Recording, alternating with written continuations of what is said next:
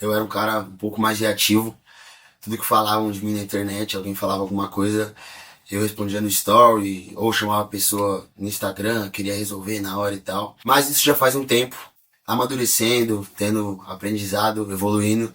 Levei alguns puxões de orelha dos meus empresários, de alguns amigos que estão há mais tempo que eu na indústria da música, na indústria da internet.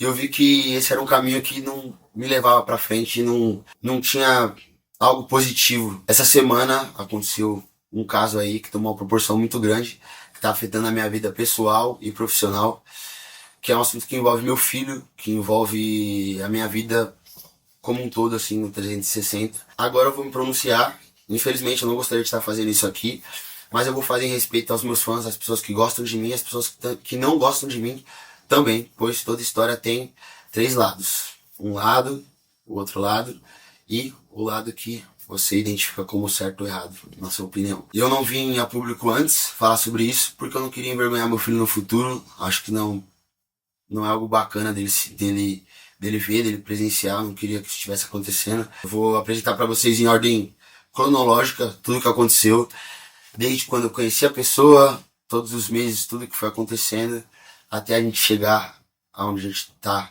aqui hoje. A gente se conheceu em março, começamos a nos relacionar ali, ambos ficavam com outras pessoas, e em julho ela veio com a notícia de que estava grávida.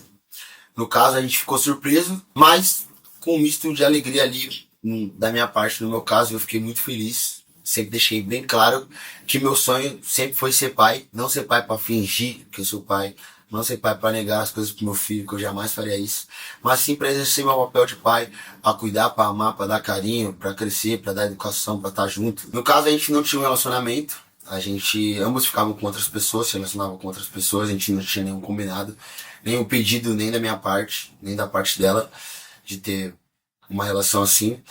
Afinal, a gente estava se conhecendo e fazia muito pouco tempo que a gente se conhecia em questão. Tratando-se do caso da traição, a gente buscou ter um relacionamento, né? Eu senti que o destino gostaria que eu tentasse, que Deus gostaria que eu tentasse um relacionamento, construir uma família. Eu sempre brisei, sempre sonhei em casar, ter filho e tal, morar numa casa com a minha esposa, com meu filhote. Sempre tive esse sonho. Então eu decidi tentar, depois de um tempo, mas isso aconteceu só em agosto. E aí, no caso, foi citada aí a traição, eu fiquei com a menina em junho. E eu tenho o print de todas as mensagens, de tudo que foi conversado, com datas, horários e tudo mais. Eu fiquei com a menina em junho, eu troquei mensagem com a menina outras vezes, mas foram coisas de festa, de show e tal. E aí teve aquela outra mensagem em agosto ali, eu fiquei com a menina em junho, eu comecei a namorar em agosto. Então eu não estava namorando ela, ela sabe que eu não estava namorando ela, tanto que ela descobriu essas mensagens em janeiro deste ano e ela não terminou comigo. Eu dormi e ela pegou meu celular escondido e acessou meu celular porque ela tinha a senha. Eu não tinha a senha do celular dela e ela tinha a senha do meu celular. E aí ela entrou lá, procurou diversas coisas e a única coisa que ela achou foi isso em questão. Mas ela não veio a terminar comigo pelo fato dela saber que eu não traí ela, que eu não fiz isso. E agora, após muitos meses, né, ela descobriu em janeiro, ela guardou esse print com alguma intenção lá atrás, né? E decidiu soltar agora em dezembro aí pra vocês, mesmo a gente não estando junto, já há 5, 6 meses aí.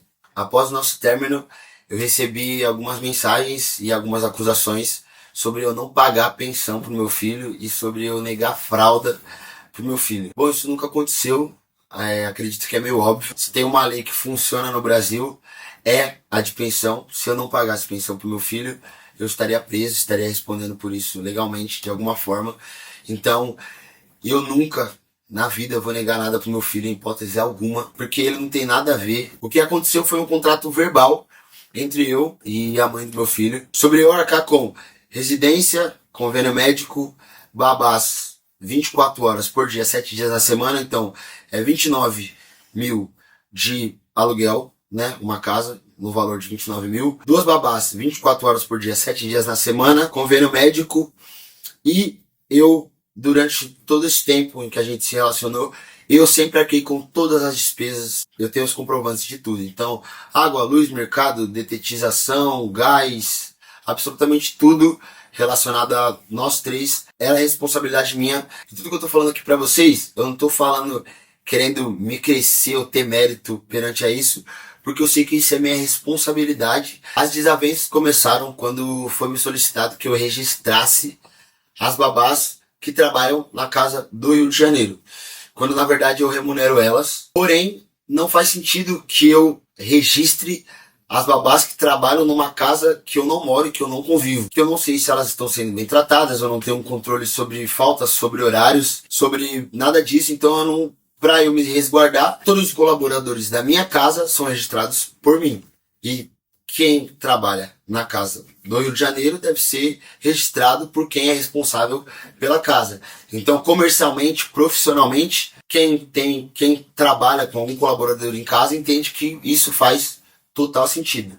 Então a desavença começou a partir daí. Eu também li que eu expus traumas, gatilhos e coisas pessoais pesadas que a pessoa passou. Eu não dei entrevista em nenhum lugar falando sobre isso. Eu não postei em nenhum lugar falando sobre isso. Eu não falei com ninguém sobre isso em nenhum lugar. Então quem expôs isso foi a própria pessoa. O que aconteceu foi totalmente tirado de contexto, pois no caso a pessoa sempre me citou o meio que o que aconteceu, mas sem falar muito do assunto. Porém, era algo que eu sentia que tinha alguma dor dela ali perante a mãe biológica. Mas no dia em que o Ras nasceu em questão, meu filho nasceu, teve uma discussão acalorosa ali entre elas.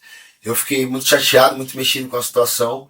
Afinal, eu tava com os nervos à flor da pele pelo fato do meu filho ter acabado de nascer. E aí, em questão, eu entrei em contato com a mãe biológica dela e tive uma breve discussão ali, dizendo que ela não ia chegar perto da minha família, nem do meu filho, nem da minha noiva, em questão, e que eu ia proteger a minha família a qualquer custo. Então eu tive esse contato com a mãe biológica dela. Após isso, eu não tive nenhum contato.